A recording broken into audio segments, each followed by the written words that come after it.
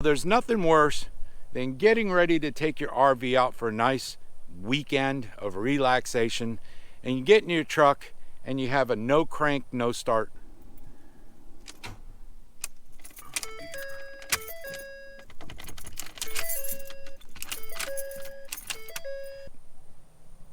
Not any fun.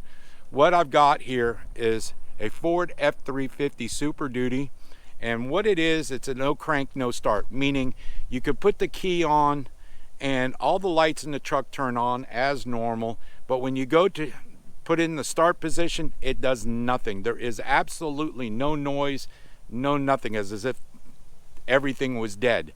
But the dash still stays on. So I believe it is the ignition switch.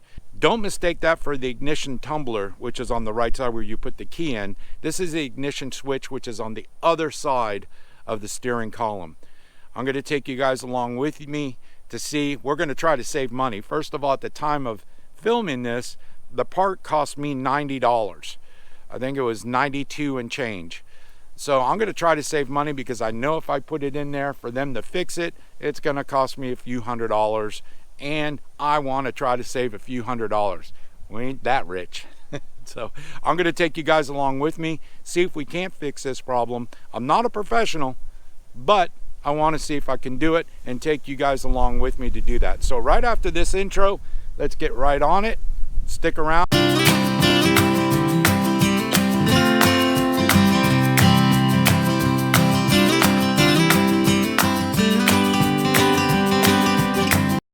All right, so the first thing we're gonna have to do is we're gonna have to take the shroud off. Ignition switch is right here. So we're gonna have to take this top part off and the bottom part. And it does take, there's 3 screws on the bottom. Let me show you. Right down here on the bottom of the shroud, you can see 1, 2, 3. So once we get those off, we'll be able to do it. Once we get the shroud off, it's a quick fix. It's just pulling the tabs. This is the part number. Let me see if I can't show you guys.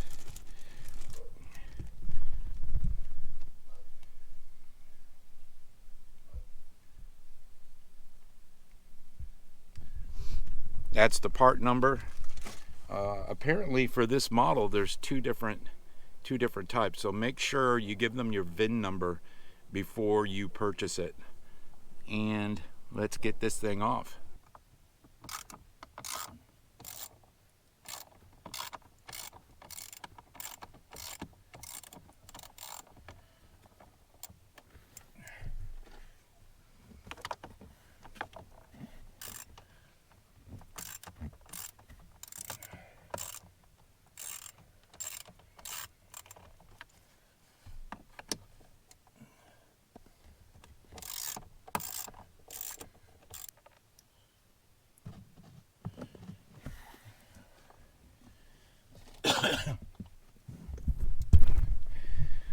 By the way, it is a 5.5 mil.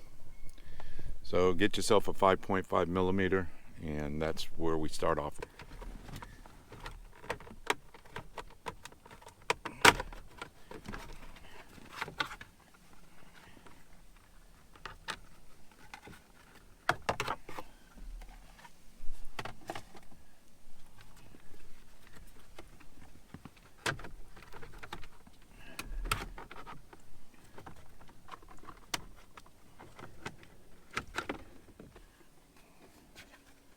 Simple as that.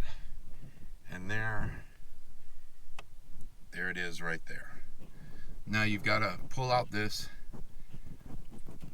electrical part of it, and let me grab a screwdriver.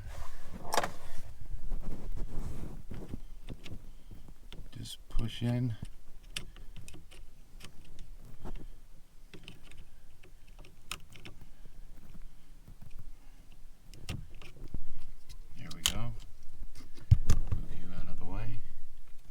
Took the electrical off, it slides right in here, so that's it right there.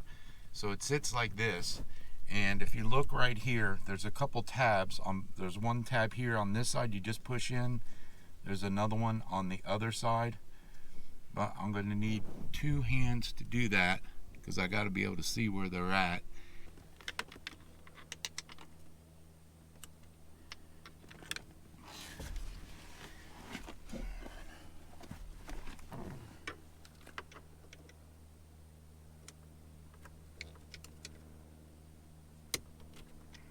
Alrighty, I pushed those 2 tabs. Again, there's one up on top and there's one on the bottom, and then it should just slip right out. And here's the old one. Now, keep in mind, if you see this right here, let me grab something I got point. If you see this right here, that mechanism is what fits into that hole. So you want to make sure you orientate it correctly. That way you're not fighting it. So let me grab the new one. And according to the new one, it would go in like this, and it's straight up and down, so that is perfect. So now we just got to push this one back in, but I think it's easier if you put the electric back in and just snap it in. That way you're not fighting it. So let me put you guys in position. We'll get to that.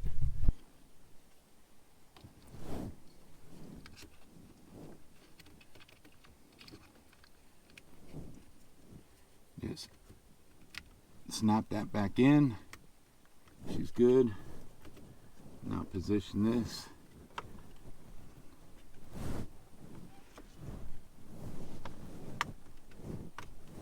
And just push till it snaps, and we are in. So let's go ahead and check it out. I'm going to go ahead and leave it open before I put the shroud back on and make sure that it works.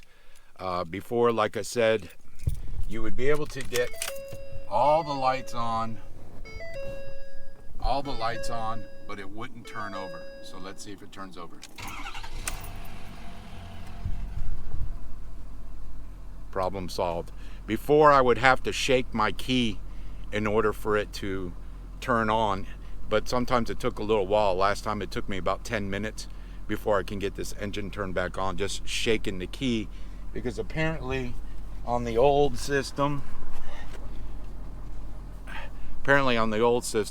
it gets worn out in this area here, and which stops you from turning it on. Who knows? New technology, right?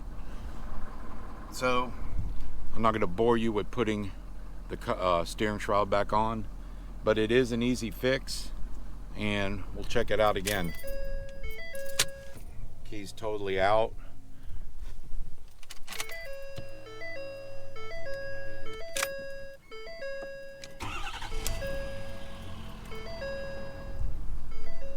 Now it's back on.